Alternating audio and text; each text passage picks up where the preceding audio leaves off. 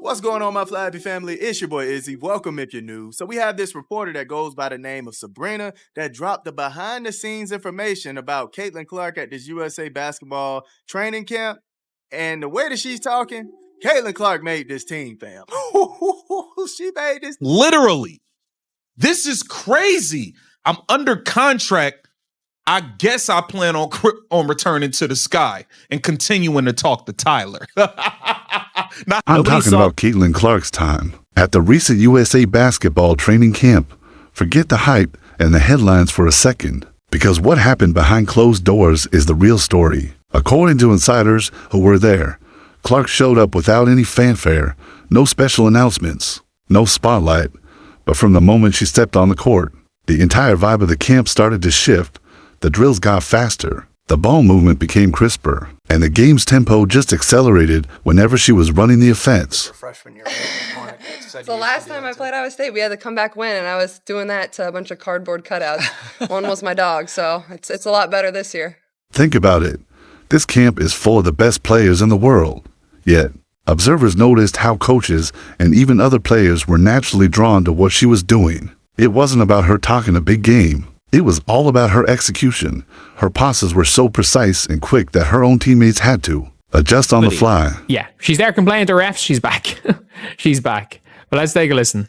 Caitlin Clark back on the court, super impressed with Caitlin just being engaged while she was out and getting back to being able to play. It was a combination of like USA players going against USA players and then also USA players going against the scout team, which was just like players from small colleges all across North Carolina sort of helping out with that scout team practice. And, you know, she looked like Caitlin. The step back three was there. The passes were there. When she was not playing with Aaliyah Boston, some of the bigs didn't know what to do with her passes. There was one time where she passed it to Hamby and Hamby like brought the ball down. It's like, you can't do that. This is not, you have to keep it up, right? Right up. Just like not expecting where that was coming. But FIBA, naturally, just a lot more physical than other levels of basketball, even more physical than the WNBA. So having to see Caitlin like go at scout team players who were, you know, instructed to play at a FIBA level of physicality was interesting. That's not a sign of bad chemistry. That is the sign of an elite playmaker who sees the game just steps ahead of everyone else. During the closed-door scrimmages, this became even more obvious. Clark was running the point, directing traffic, and controlling the pace like a seasoned veteran.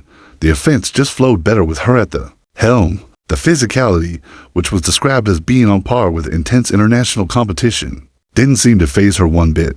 She wasn't trying to force her shot or take over every possession. Wants nothing to do with this damn Chicago Sky team. She makes it very, very clear at every opportunity. She makes it very clear at every opportunity. She does not want to be on this team. She thinks these players stink. She thinks they stink. She thinks she don't think they have a winning culture over there. She don't want to be there at all. Instead, she made the entire system work more efficiently, elevating everyone around her. As the camp went on, it became clear this wasn't just about who was the best individual player. It was about who made the team better, and the on-court evidence was undeniable. The coaches were leaning in, assistants were taking frantic notes, and you could just feel a new hierarchy forming, not based on reputation, but on pure impact. By the final day, the atmosphere was calm and focused. The work had been done. Stated, Erica Hamby had a situation where she got the ball, and I think that's when she got blocked. I think that's what she's talking about. But she got the ball, brought it down, right? Caitlin Clark is going to put it right where you need it so you can get it and go up with it. That's another level of skill, another level of thinking, another level of, I'm thinking 10 steps ahead, right? It's not only getting the ball to the player, it's getting the ball where the player needs it. That's another level of facilitating. That's why we say, man, Caitlin Clark is the top guard, man. All right, y'all start the conversation in the chat, but I'm just saying, Chelsea Gray is a very entertaining passer. All right, very entertaining. Sometimes her flashiness kind of make her throw the ball away and things of that nature, but Caitlin Clark knows how to get that thing in tough spots. All right, get it in tough spots and get her teammates open. Get it to where the teammate can catch the ball and just pull it in a comfortable style.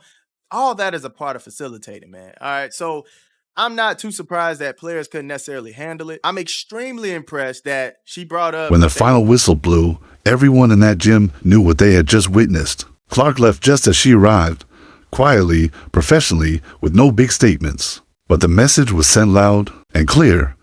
Her performance proved that true greatness isn't about chasing the spotlight.